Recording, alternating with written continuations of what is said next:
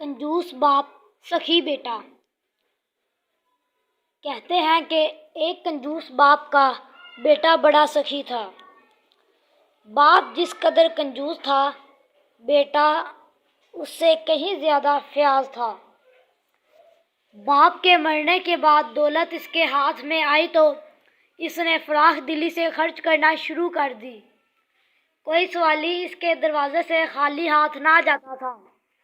وہ ہر حاجت مند کی حاجت پوری کرتا اور کسی بھی ضرورت مند کو مایوس نہ ہونے دیتا۔ اس کی شاہ خرچیوں کو دیکھ کر اس کے ایک خیر خواہ نے اسے سمجھایا، دیکھو میاں، ایسی دریا دلی میں اچھی نہیں جو کنگال کر دے۔ دولت ڈھلتی پھرتی چھاؤں ہے، آج یہاں کل وہاں، حالات بدلتے کچھ دیر نہیں لگتی۔ خزانوں کے مالک پل بھر میں خاک چھانے لگتے ہیں۔ کچھ اپنے آڑے وقت کے لیے بھی بچا رکھو، کون جانے کل کیا ہو۔ آج معتمول ہو، کل خدا نخواستہ مفلس ہو گئے تو پھر؟ فقیروں کی جھولیاں بھرنے والا کیا خود فقیر بن کے ہاتھ پھیلانا چاہے گا؟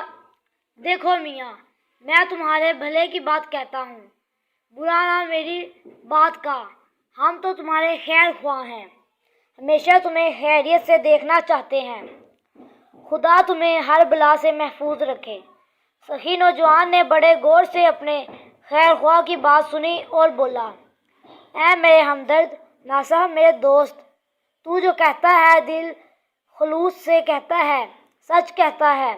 تیری باتیں دل پر لکھ لینی چاہیے۔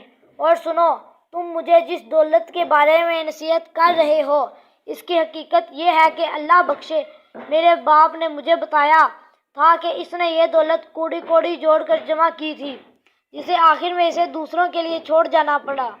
یہی معاملہ میرے ساتھ پیش آئے گا، میں بھی اسے دوسروں کے لیے چھوڑ جاؤں گا۔